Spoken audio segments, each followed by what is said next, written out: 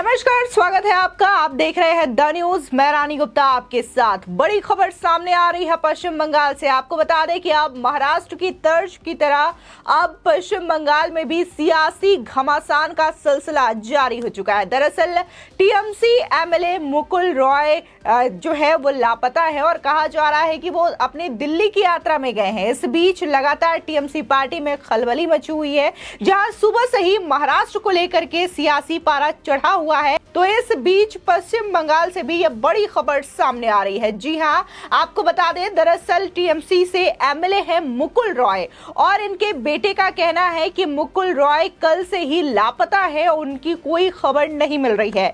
जिसके बाद अगर हम बात करें टीएमसी पार्टी की, तो लगातार टीएमसी पार्टी में खलबली मची हुई है। बता दें, दरअसल टीएमसी पार्टी के प्रवक्ता कुणाल घोष ने मुकुल रॉय की दिल्ली यात्रा पर तंज कसते हुए ये कहा है कि वो राजनीतिक रूप से भी लापता थे। सप्ताह में 3 दिन तृणमूल में और 3 दिन बीजेपी में थे। आपको बता दें कि दरअसल मुकुल रॉय जो है वो पहले बीजेपी में थे, बाद में टीएमसी पार्टी में शामिल हो गए थे, लेकिन एक बार फिर से उनका इस तरीके से लापता होना और इस तरीके से दिलीप घोष जो बातें कर रहे हैं, उससे जाहिर तौर पर सियासत मचना लाजमी है। सियासी उठापटक का जो सिलसिला है वो पश्चिम बंगाल में देखने को मिल सकता है। इसी के साथ ही अभी हाल ही में वहां पर गए हुए थे गृह मंत्री अमित शाह। उन्होंने एक रैली की थी और रैली के दौरान उन्होंने टीएमसी पार्टी को लेकर के, बंगाल सरकार को लेकर के बड़ी बात कही थी। उनका कहना था कि अगर लोकसभा चुनाव में 35 सीटें भी हम पश्चिम बंगाल से जीतते हैं तो 2025 में टीएमसी की सरकार नहीं बनने वाली है। इसको लेकर के ममता बनर्जी ने यह कहा था कि अमित शाह को यह कहने का अधिकार नहीं है कि 2025 में टीएमसी की वापसी नहीं होगी या फिर पश्चिम बंगाल की सरकार गिर जाएगी। लेकिन अब यह सिलसिला कहीं ना कहीं दिखाई देने लगा है, क्योंकि मुकुल रॉय लापता हो चुके हैं और इसको लेकर के बड़ी जो सियासत है वो पश्चिम बंगाल में छिड़ चुकी है। बता दें कि पश्चिम बंगाल की मुख्यमंत्री ममता बनर्जी ने गृह मंत्री पर बड़ा आरोप लगाते हुए इस्तीफे की मांग तक कर दी। उन्होंने कहा कि अमित शाह ने समय से पहले मेरी सरकार गिराने की धमकी दी है। वे लोकतांत्रिक रूप से चुनी हुई सरकार को गिराने की बात कैसे कर सकते हैं? उन्हें ये कहने का अधिकार नहीं है। साथ ही उन्होंने ये भी कहा कि गृह मंत्री को गुंडे की तरह नहीं बोलना चाहिए। क्या देश का संविधान बदला जा रहा है? देश के गृह मंत्री भारत की रक्षा करने की बजाय बंगाल की सरकार गिराने की साजिश रच रहे हैं। आपको बता दें, दरअसल गृह मंत्री अमित शाह ने 14 अप्रैल को एक रैली में कहा था कि लोकसभा चुनावों में बीजेपी अगर 35 सीटें जीतती है तो बंगाल की टीएमसी सरकार 2025 से आगे नहीं टिक पाएगी। बता दें कि अमित शाह के अब इसी बयान को लेकर के बंगाल की सीएम ममता बनर्जी ने आपत्ति जताई है। उन्होंने कहा कि गृह मंत्री के बयान से साफ है कि बंगाल सरकार को गिराने की साजिश चल रही है। इसी के साथ ही उन्होंने लगातार जिस तरीके से पश्चिम बंगाल की जो स्थिति है उसको लेकर भी चिंता व्यक्त की है। आपको बता दें, जहां मुकुल रॉय को लेकर के खबरें सामने आ रही है, तो इस बीच लगातार बंगाल में सियासी घमासान का जो सिलसिला है वो मचा हुआ दिखाई दे रहा है। बता दें कि मुकुल रॉय के मामले में तृणमूल कांग्रेस के नेताओं ने दूरी बना रखी है। हालांकि तृणमूल कांग्रेस के प्रवक्ता कुणाल घोष जो है इस पर तंज कसते हुए जरूर नजर आए हैं। बता दें कि मुकुल रॉय के लापता होने के मामले की पुलिस ने जांच शुरू भी कर दी है और एफआईआर भी दर्ज की है। आपको बता दें, वहीं कुणाल घोष ने यह भी कहा कि शुभ्रांशु रॉय ने अभिषेक बनर्जी का नाम क्यों लिया? अभिषेक बनर्जी को ढाल बनाना ठीक नहीं है। इस बात की जांच होनी चाहिए कि वो पैसों के खेल की बात क्यों कर रहे हैं। वहीं आपको बता दें, दरअसल शुभ्रांशु रॉय ने सोमवार की रात को थाने में मुकुल रॉय को लेकर के लापता होने की शिकायत दर्ज करवाई थी और इस बीच मुकुल रॉय के दल बदलने की संभावना के बारे में लगातार अफवाहें चल रही है, क्योंकि शुभ्रांशु ने यह दावा किया है कि कुछ राजनीतिक दल उनके पिता के साथ खेल खेल रहे हैं और इसी की वजह से वो लापता हो चुके हैं।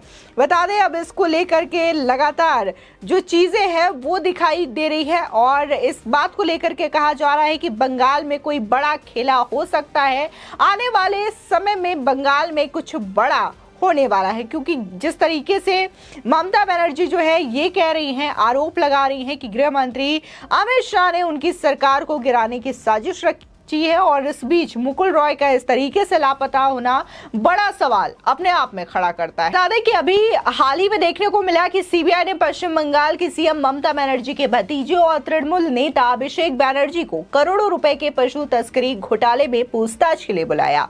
उन्हें कोलकाता के निजाम पैलेस स्थित दफ्तर में 18 अप्रैल को बुलाया गया है। इसके पहले सुप्रीम कोर्ट ने पश्चिम बंगाल के शिक्षक भर्ती घोटाले में अभिषेक से ईडी और सीबीआई की पूछताछ पर रोक लगा दी है।